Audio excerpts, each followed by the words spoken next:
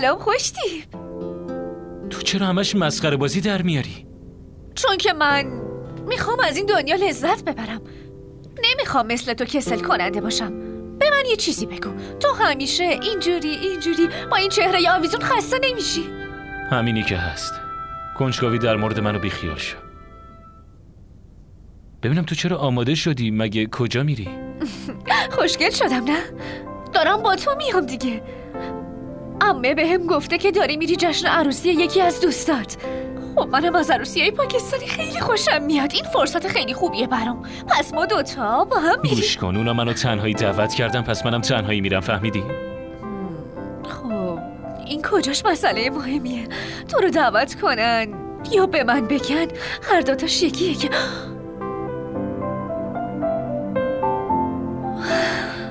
وای چه عطر خوبی. انگار سلیقه آقا خیلی خوب شده. من با مامان حرف میزنم. تو خونه که هیچ کس نیست. چی؟ منظورم اینه که عمه با عروج باید میرفتن بیرون. برای همین بهم گفت که من با تو بیام عروسی. خب تو خونه حوصله‌ام سر میره دیگه. و یه چیز دیگه، وقتی من با رفتن با تو مشکلی ندارم، پس تو چرا اینقدر حساسیت نشون میدی؟ تو چرا از این بی‌حوصلگی برای خودت بهونه درست میکنی؟ کی میخوای برگردی؟ فعلا که نمیرم، تازه اومدم. گوش کن چی میگم، در این مورد بعداً حرف میزنیم. این دستمالت هم باید درستش کنم. منم میرم کیفمو بیارم. خوشتیپ شدی.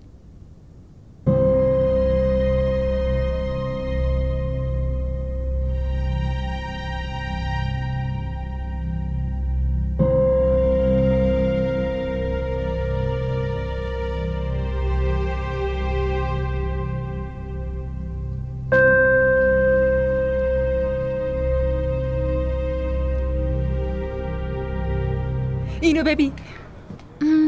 چطور به نظر میاد؟ آره مؤمنه، میخواستم یه چیزی بهت بگم. بگو. اون دختر کنار روحام کیه؟ قاعدتا الان تو باید کنارش میبودی نه؟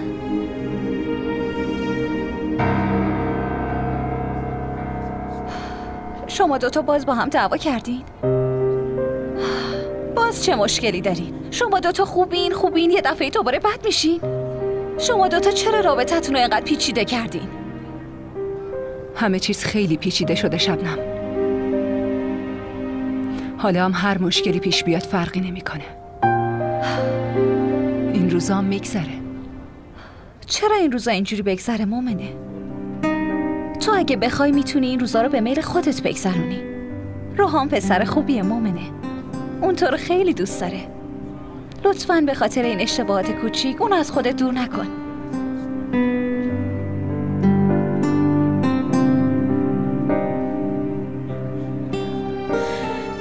الان دیگه نمیشه کاریش کرد.